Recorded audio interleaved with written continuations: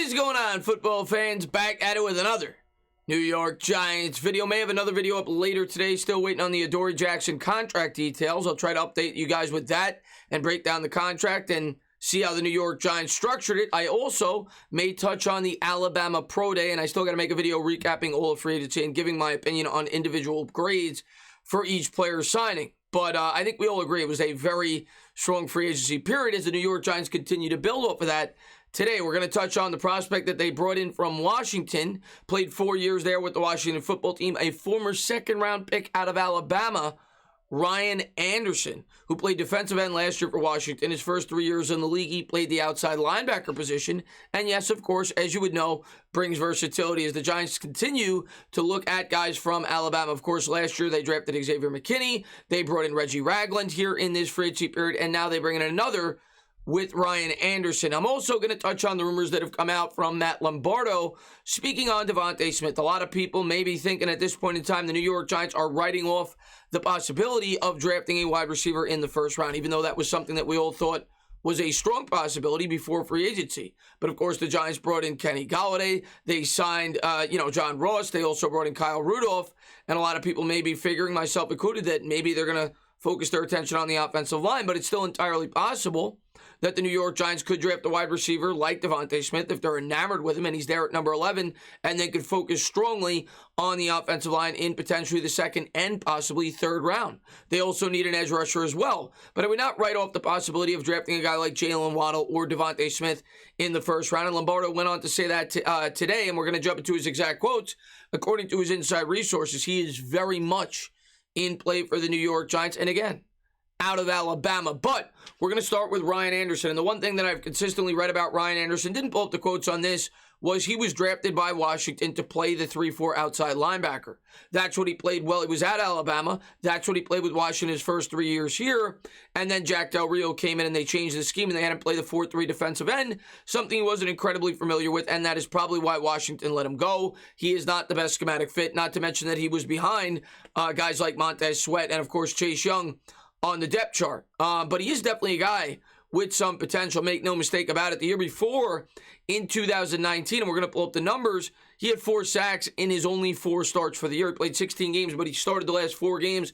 He had 4 sacks in those contests out of his 5 for the year, or maybe 4 for the year. And he also forced 5 fumbles that year. So I do think he's very versatile. I do think he's a guy that could fit this scheme. And it seems like Ryan Anderson may very well be the type of prospect that may replace Kyler Fackrell and that role. It looks like Fackrell will not be back with the New York Giants. But let's jump into some of the things that I wanted to pull up about the newly acquired Ryan Anderson, and then we'll dive deeper into Devonta Smith. This first from Art Stapleton.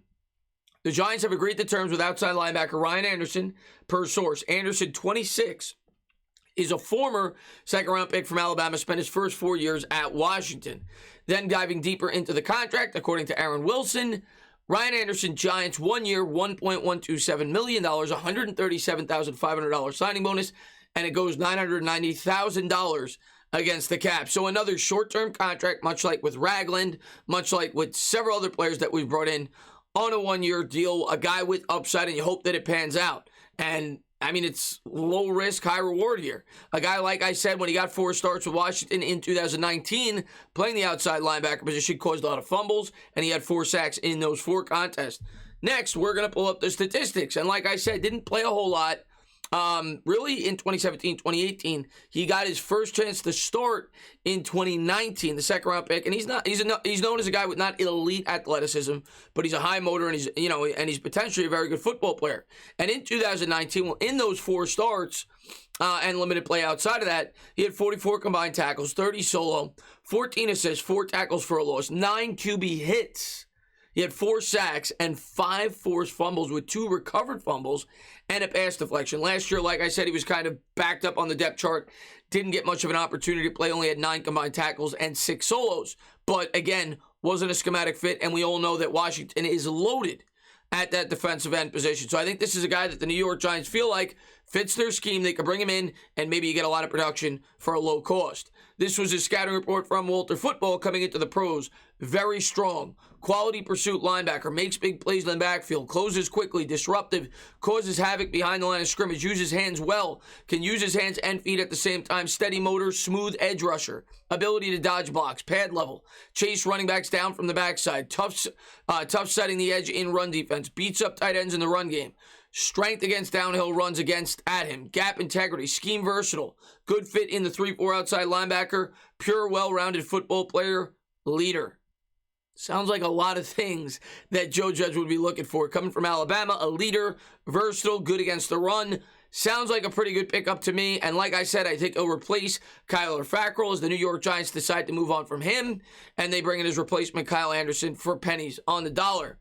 Next up, we're going to talk about what Matt Lombardo had to say about Devonta Smith, the wide receiver out of Alabama. Of course, the Heisman Trophy winner this year, and he had over 1,700 yards. A lot of people question his size, but overall, according to him and sources and scouts from within the NFL, the New York Giants are very much in play for taking him if he is there at number 11. And I wouldn't be surprised. After all, I did have him mocked to the Giants in my first mock draft. This according to Lombardo.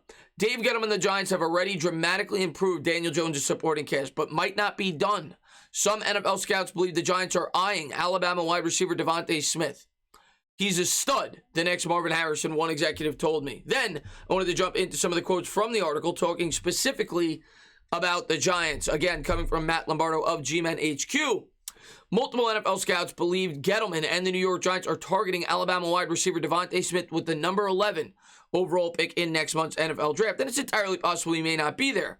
But it lends you to believe that the Giants, if this is true, are not done fixing that wide receiver position. He's going to the Giants, an AFC scout predicted. Despite concerns about his slightest 6 foot, 170-pound frame, evaluators across the league believe his ceiling in the NFL to be immense. He's a stud, an NFL personnel executive told G-Men HQ.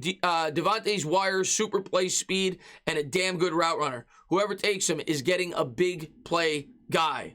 So there you have it. What's my thoughts on Devonta Smith? Listen, he's obviously a guy that runs really good routes, creates separation, something that we could use. Am I in love with his size? No, but I do think he'll be a very good wide receiver at the NFL level. And if you add him, I would think that would bounce Darius Slayton to the bench as the number 4 option. You'd have to think that Shepard would stay in the lineup. Either Shepard or Slayton would go to the bench, and the New York Giants would be absolutely loaded at the wide receiver position. If they were to do that, I think you're set in stone. I don't think you need to bring in any more wide receivers for the foreseeable future with the guys at the top. Yes, it is possible that you move on from Shepard next year. Maybe the New York Giants are looking at it like that. They could cut him and save a lot of money. Obviously, he's going to be on the roster this year, and I love Shep. Hope he's here long term. I think he's a well-rounded wide receiver. And Slayton, yeah, he was disappointing last year. Had a number of drops and did not excel as much as we would like. But I do think in the number 2 option, he could take off. But you could say the same thing about Devonta Smith if you were to bring him in. It would definitely add more punch to this offense. The only thing that concerns me, and I think would concern a lot of New York Giants fans, is you got to pay attention to that offensive line. We did lose Kevin Zeitler, and can we really trust Shane Lemieux? If they were to do this, it would lead me to believe that the Giants do trust the young core, and they do trust this unit to improve going into year 2, getting to play with one another. We're going to have to wait and see how it all plays out. But according to Lombardo, Devonta Smith is very much in play. And again, I like the Ryan Anderson signing. It just reiterates what the New York Giants have been doing this offseason. That is smart deals, low risk, high reward players, a guy that fits the scheme, a guy that did not fit the scheme of the team that he's losing. Plus, you get a little intel from the Washington football team. But the Alabama roots, I'm sure, didn't hurt. As always, guys, if you liked what you watched, please subscribe, drop a comment, maybe give me a little thumbs up. Cheers.